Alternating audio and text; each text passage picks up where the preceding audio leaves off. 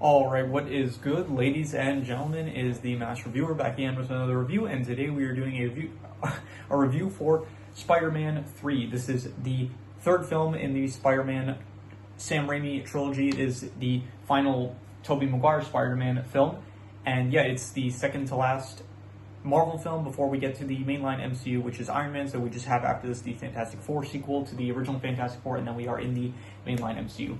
So this is technically a rewatch for me, but once again, similar to the other two previous Spider-Man films, it has been so long since I saw the originals that it's kind of like a pseudo rewatch for me in a way. So a pseudo first time watch, not a rewatch. So I'm recording this pretty late, and I probably shouldn't be. I am going back to my dorm tomorrow. It's my whole vacation is kind of over, so I am kind of returning to my dorm, which I haven't been there in a while, so I have to take a train really early in the morning. So yeah, anyway, we are just gonna, I'll do this review quickly, and not as however long it takes, and then I'm gonna have to start packing, and yeah, in the morning I have to take a train, and so I'm really not doing myself any favors with, but I started this pretty late, and I finished it just now. So anyway, not important. Let us just begin, starting off with the plot. So the plot of this film is that, honestly, there is just a lot going on, and I would say that that is one of the biggest issues of the film. It's that there is like a lot of plots where you have, basically, we're continuing with the whole plot with, you have Harry Osborn, where in the first film, it's like he swears that he's going to get revenge on Spider-Man. In the second film, he finds out that Peter Parker is Spider-Man, and so this film kind of like, I guess, concludes that of, like, at the very start, he goes after, he tries to kill Spider-Man, and then the rest of the film, it's like he is still trying to kill Spider-Man until the very end, where he actually, no, so he tries to kill Spider-Man at the beginning, then he kind of gets amnesia, and then he remembers once again, then he tries to kind of mess with Peter through MJ, and then by the end, he does end up finding out the truth. The person that works for him tells him the truth about it, like how Norman Osborn actually died, and it's like very bad timing, honestly. It's information that could have been way more useful earlier on, but yeah. And then in the end, he does end up teaming up with Spider-Man until he eventually dies. And yeah, I guess for this, I'll just talk about what the characters do in the film instead of just talking about the plot overall, because I think that's just going to be easier. Yeah, Sandman, they kind of basically include him in the first film. There was the whole Ben Parker's death, and so Uncle Ben's died in the first film, and then in this film you find out that you had Sandman, aka, I think his name was Flint something, let me see here, Spider-Man 3, Flint Marko. So Flint Marko, he ends up, he's like on the run from, he escaped from prison, he is on the run, his whole motivation is just getting money in order to help cure his daughter, who is very sick. And so he ends up falling into like this testing facility where they're doing some sort of molecular, some sort of physics testing or whatever, and he ends up falling into this pit of sand, and then they do the test and he's in it, and so it turns him into the Sandman. And so throughout the film, he is just trying to collect money for his daughter, and then he ends up working, Spider-Man is out for revenge for him, and then he ends up teaming up with Venom, and then eventually by the end of the film, he kind of tells Peter Parker the truth, and then Peter forgives him and stuff, and that's the Sandman side of things. You have Eddie Brock, aka Venom, where Eddie, he is a new photographer.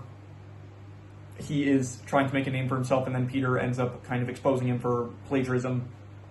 And so he ends up getting fired. He actually prays for Peter's downfall. He goes to a church, and he's like actually praying for Peter Parker to be killed. And then from there, it's tied into the whole, like, Peter himself, he ends up in the film, like, a meteorite lands on Earth.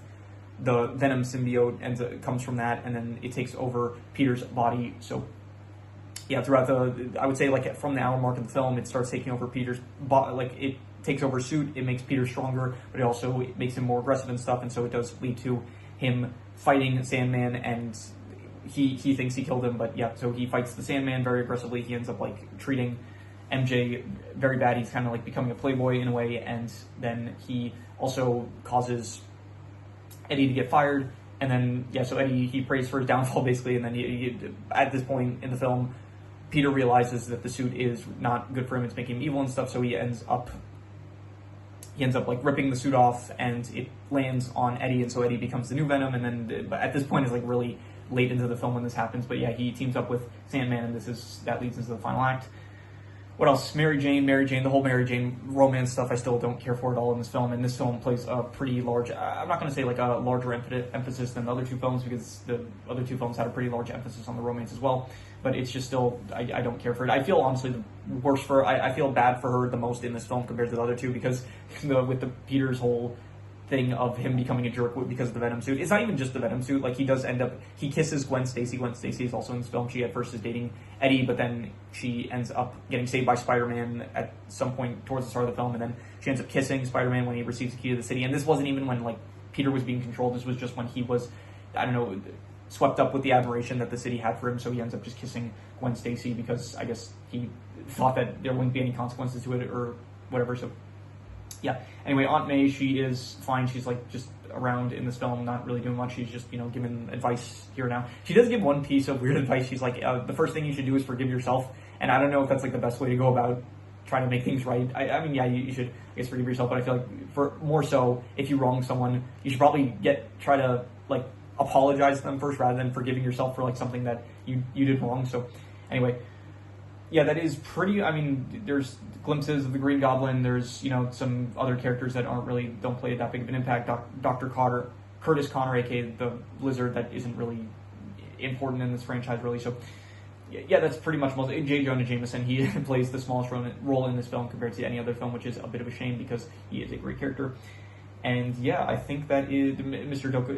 Ditkovich. Yeah, he is in this as well as his daughter Ursula. And yeah, so overall, I'm gonna say the plot itself, I'm gonna give like a 2 out of 5. I didn't really like it just because there is too much stuff going on. It's like, this is the longest film so far. It's like 2 hours and like around 2 hours and 15 minutes. It was the longest Spider-Man film so far, and it felt like there was just too much going on. You needed to like cut some of this out. I don't know. Up until this point, it was Green Goblin and then like Peter dealing with like his personal life and stuff, like just stuff that was going on there. But there was always like one main villain for each movie, whether it was the Green Goblin and the second film it was Dr.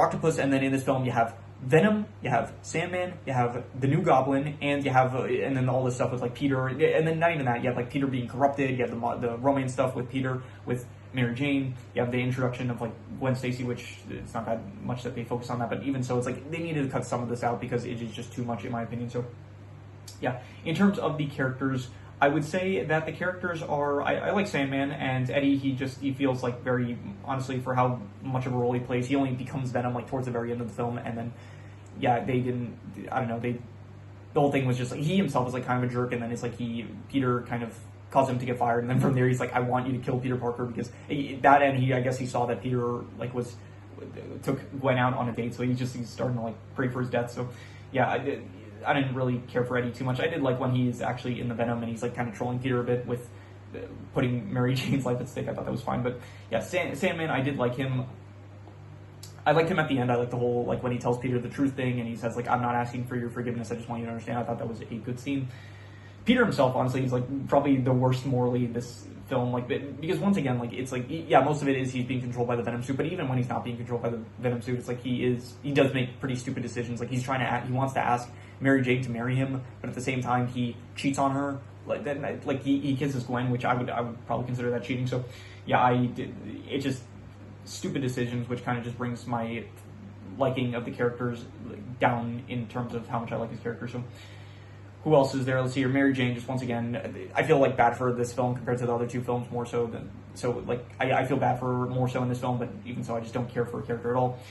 I guess, I don't know, like, honestly, with Harry Osborn, it's like, I don't know how I felt with him throughout the first two films. I guess he was fine, but he was always just like this character that, oh, he wants revenge on Peter, but it's like, we know, like, it's not really Peter's fault, so it just feels like a stupid, and he just assumes, like, Spider-Man's the one that killed Norman, and yeah, so this film, it's like, okay, at the very start he tries to kill. I will say this, I like the design for Harry's Goblin more so than I like the design for Norman, because it was like, Norman was just way too much like, oh, the whole Goblin aesthetic, which I know it is like part of the character, but I didn't really like how it looked, to be honest. But with Harry, it like looks much more like he's an assassin kind of character, and I like the weaponry. He has like a sword and stuff, and I think it's just much cooler, I would say. And part of it might just be because it's 2007 now compared to 2002, so I guess it just visually the film looks better compared to how it did like in the first film. So yeah, so Harry tries to kill Peter at the start, and then he like gets amnesia, and then he remembers some stuff, and so he tries to like mess with Peter through MJ, and then by the end he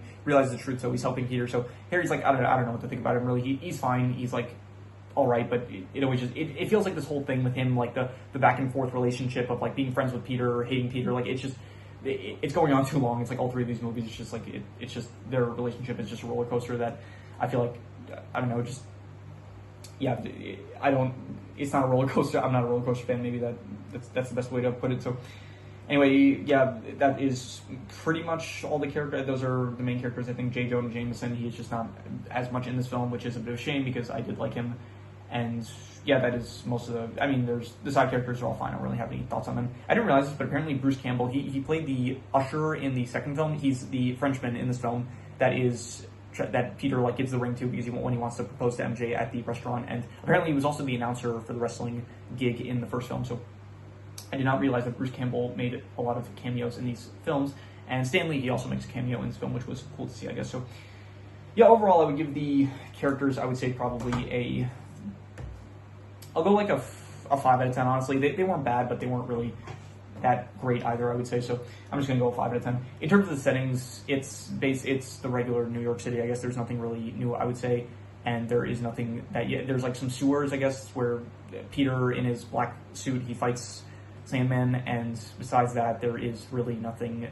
Yeah, there's nothing new, honestly. There's the final confrontation area where he fights Sandman as well as Venom, and he fights them in like this construction area place. I don't care for any of it really. I'm just gonna go.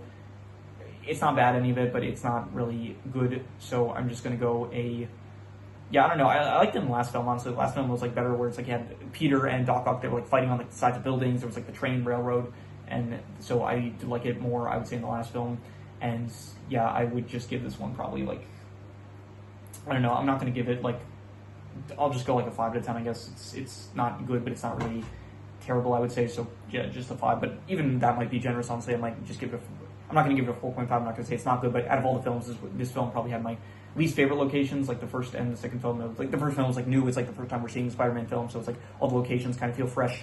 And the second film, it had like some more unique places of like finding on the sides of buildings and stuff, and the railway area and like the testing facility where Doc Ock, he was doing like his actual presentation of like the new energy that he was presenting and stuff. So this film just didn't have anywhere like that, I would say. So yeah, in terms of the action, it does look much more, I guess, modern, like it is 2007 now. So it looks, I guess, I don't know, the CGI was still noticeably like not at its best, I would say. Like it definitely, when you get to the modern MCU, I guess the CGI probably does look better, I would say. So there were moments where it's like it felt a bit off, but even so, I did think that like the movement, I guess, felt a lot more cinematic, I guess, maybe more so than the first film was. So it does look more modern. That's like what I would say for the action. But the action itself, I don't know. I like the fight scenes more so in the last film with Doc Ock. And the Sandman is not the most interesting character to watch have fights. It's just like he can take punches because he will just recover, and then afterwards it's like he uses sand to attack. But sand is not the most interesting thing to attack with. Venom himself he's definitely cool in like the Venom movies, but in this film he just feels like a knockoff of Spider-Man. He's basically just Spider-Man, just an evil version of him. So it's not really that interesting either. I did like the Harry stuff. I did like the Harry with him being the new Goblin.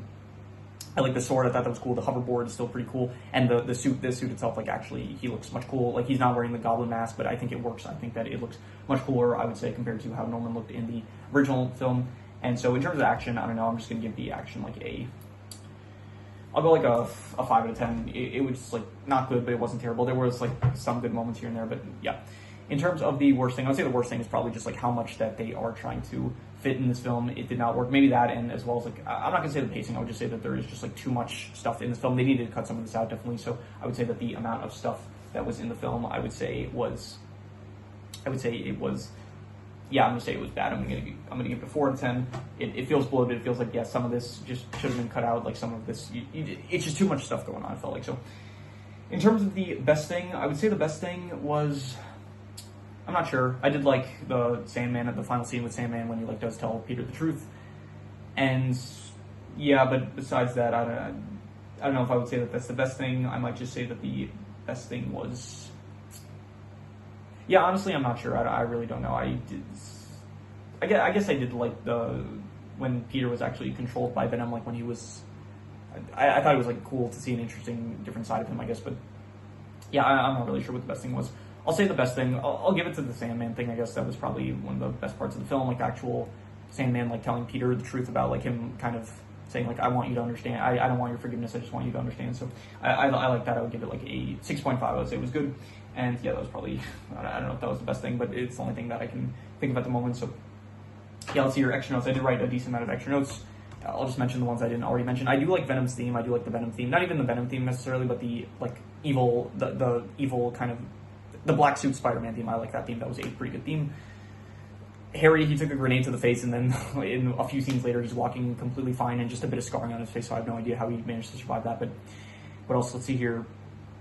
No, yeah, everything else I already mentioned. So I'm just going to do the calculations. So King Crimson. All right, so it ends up coming out to about a 5 out of 10, which would be not good or bad, but I think I would give it a bit higher than that. I think I would probably give it like a 5.5. I think it was decent. Like, yeah, definitely, probably just, it needed less in it, probably, and it would have been, just cut a few things out, and it probably would have been a higher score, but yeah, I think I would give it probably about maybe a 5 to a 5.5, maybe like not good or bad, more so leaning on the good side, but I'll be generous, I'll just give it a 5.5. I would say it was decent. Honestly, on rewatch, I would say that it was probably worse than I remembered it being. I think I just, maybe as a kid, I liked the whole idea. I think I just liked Venom maybe as a kid. It was like cool to see, but yeah, he does not appear as much as I remember in this film. And so yeah, I would say maybe just as a kid, like the fact that there were like so many villains in this film, I enjoyed it. But on rewatch, I would say that it is just, I guess, too much for me to be able to enjoy, I would say. So yeah, I would just probably give it like I'll be generous with it. I'll give it a 5.5. I would say it was decent. If I let it marinate, maybe it would go higher, maybe it would go lower. But for now, I'm just going to give it a 5.5. Decent. And yeah, that is pretty much all there is to it. So if you have any recommendations, any shows, movies, video game stories, anime, manga, web series, anything that you want me to review, leave it in the comments and I will maybe possibly check it out. With that said, that is pretty much all there is to it. So let's leave it at that.